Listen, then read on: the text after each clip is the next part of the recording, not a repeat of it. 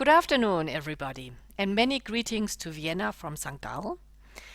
Thank you, Karl, for inviting me to give a brief presentation on trends in corporate learning and development. My presentation is divided into two parts. First, I would like to give you a brief overview of our latest skill trend study. And secondly, I would like to highlight four major trends in learning and development. So first, about the skill trend studies. It was the fourth time we conducted the study, and we always ask in 6 categories: strategy, technology, and so forth. We have 45 topics, and we always ask what is their importance, and furthermore, what is the status of implementation in your organization. Again, we had 150 participants, mainly 65% in a leading function. So what are the results? What are the main top 10 topics?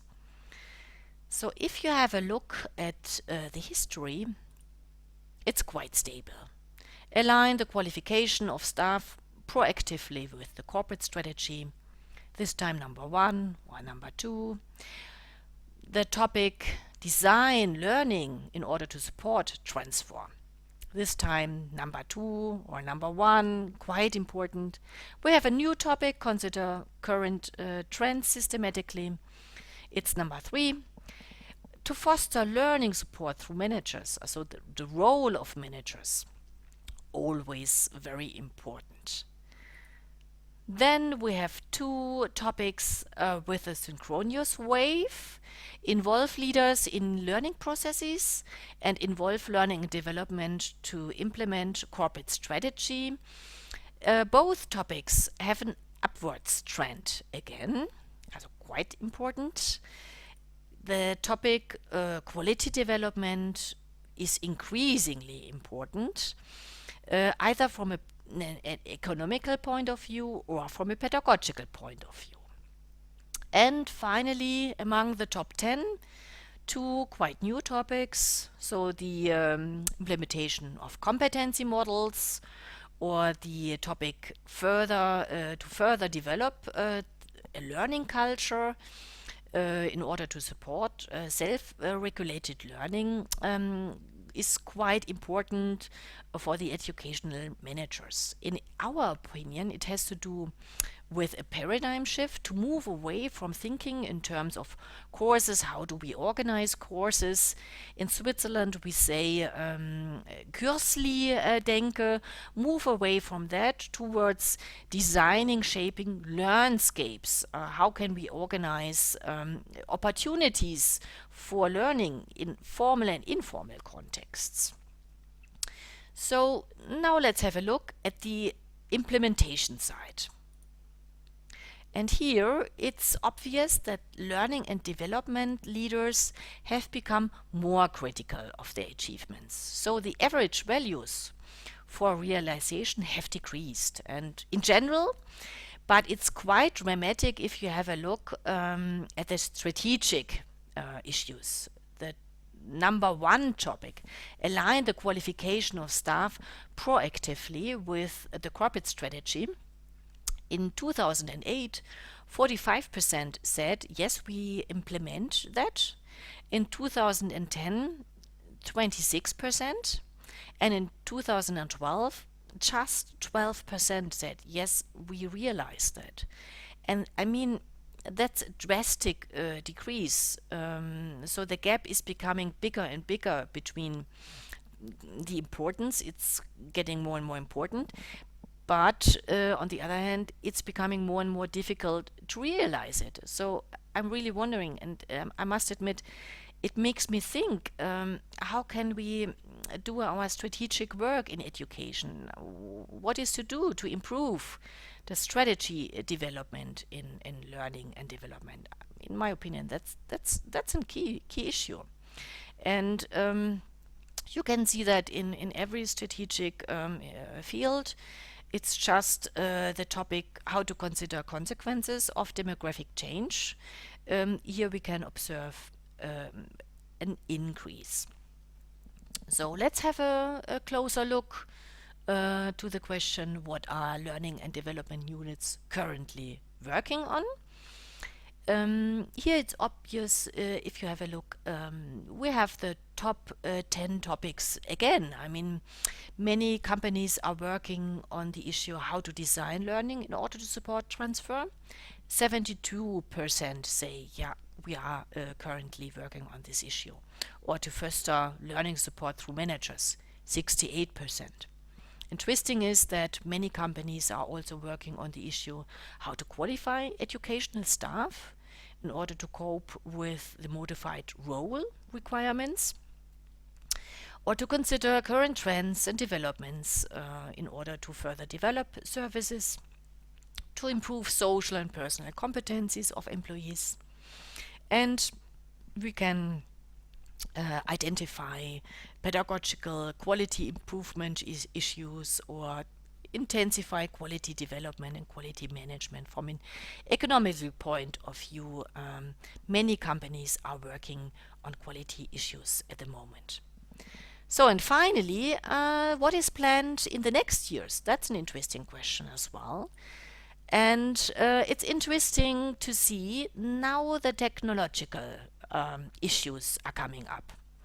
Number one, mobile learning. So in the next years, mobile learning is becoming a trend, or is planned to realize by 30%. To foster knowledge sharing and informal learning through collaboration platforms like Jive or Gemma. Yeah, many companies have that on their agenda. Blogs, podcasts, videocasts, virtual classroom sessions, open educational resources, for example, are issues planned in 2014 and 15. And even the e-portfolio systems are planned by many companies in order to demonstrate informal competencies gained at the workplace. So, and that leads me to my second part of my presentation. I'd like to highlight 4 major trends in learning and development. So the first trend, I guess that's obvious. Mobile learning. I mean, mobile devices are getting a commodity, so mobile learning is becoming a commodity. And many companies start with a more technology-driven approach. They put the content on mobile devices, and the next phase is quite often to think about how can we support informal learning at the workplace, and maybe in the future, or we see some experimenting pilots at companies, is to deeper think about the needs of mobile learners, learning of the mobile learner, and how we can provide that more from a pedagogical point of view is then the third phase. So mobile learning. And just to give a glimpse on that idea, I mean, I don't know how Google Glass will succeed in the future. Are we wearing such glasses in 5 years? I don't know. I'm not sure. But if it's the case, if it's the case that Google Glasses is getting a commodity, and we are wearing the glasses, showing us some information, and we can learn, augmented learning is here the right term, then the new mobile blended learning can happen in the future. But it's still an open question. So what is getting commodity, mobile devices, and what's the implication for learning and development? But what's sure, learning goes mobile. Second trend, I would like to highlight the user-generated content and content curation. How to use user-generated content. And here I would like to mention the snowfall experiment by the New York Times. You can just Google that, and you can have a look at the newspaper in the future. I don't think that it takes long that a newspaper in the future looks like that. Text integrated animated graphics, video statements by experts or by people. So video statements is becoming a commodity, for example, to use expert knowledge by videos and to integrate that in learning materials in an informal way. So I'm wondering, and I'm thinking about how to use user-generated content. And one example, you can have a look at that at YouTube as well. That's an example by the British Telecom. Yes, British Telecom. It's called Dare to Share. It's an internal collaboration platform, and they are sharing video statements from peers, from experts, getting some tips, some knowledge about it. You can get access to the experts, and that's an example for user-generated content in that field. So that's my second trend, user-generated content, and how to create it, how to bring that together for learning at the workplace, informal and informal contexts. So, next trend I would like to highlight is social learning and the role of social communities. So, I mean, it's not brand new, this topic. I mean, in a formal context, of course, we have collaborative learning approaches. I like this graphic by Jane Hart. She shows the continuum, how we could use social, collaborative learning, how we can learn from each other. And of course, we have the formal context, the social training, but on the other hand, we have many chances and potential to foster connections across the organization, to build collective intelligence, to support collaboration and knowledge sharing in work teams. And the question is how to support this kind of social communities with social media tools, for example, with new social media tools available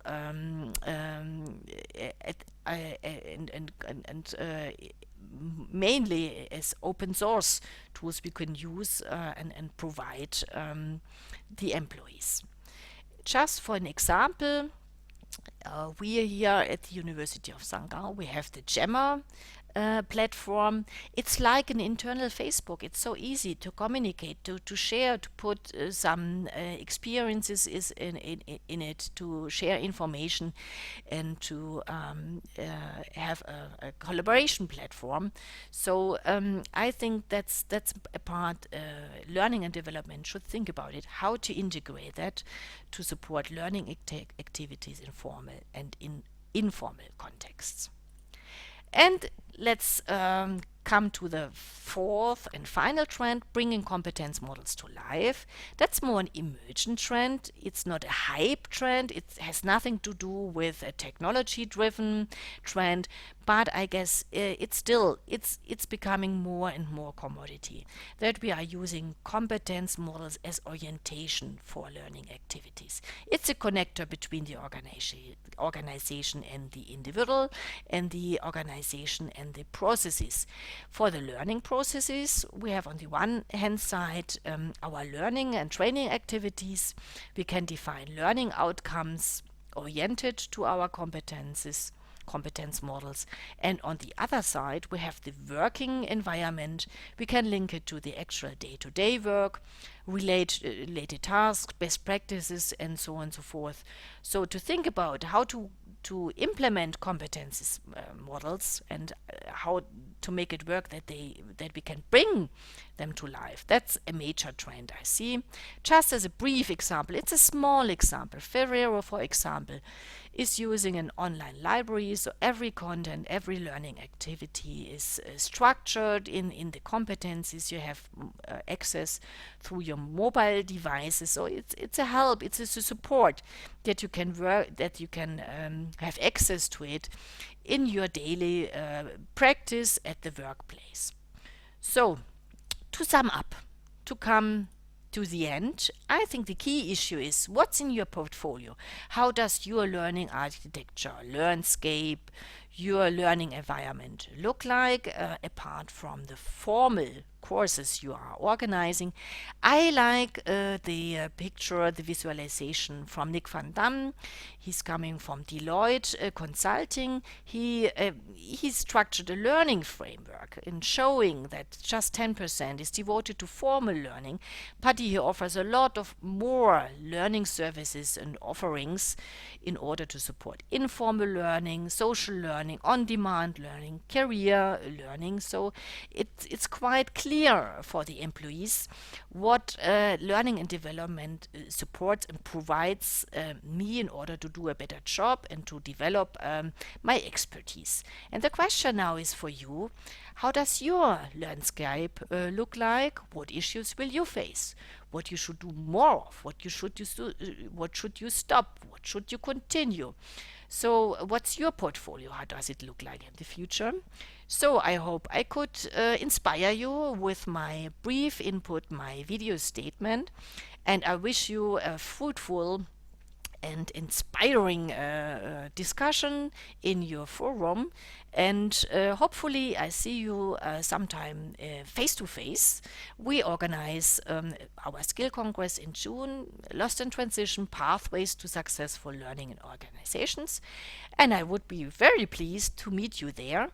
But first of all, I wish you a very successful day and forum, and all the best and many greetings to Vienna. So bye bye. Many, many greetings.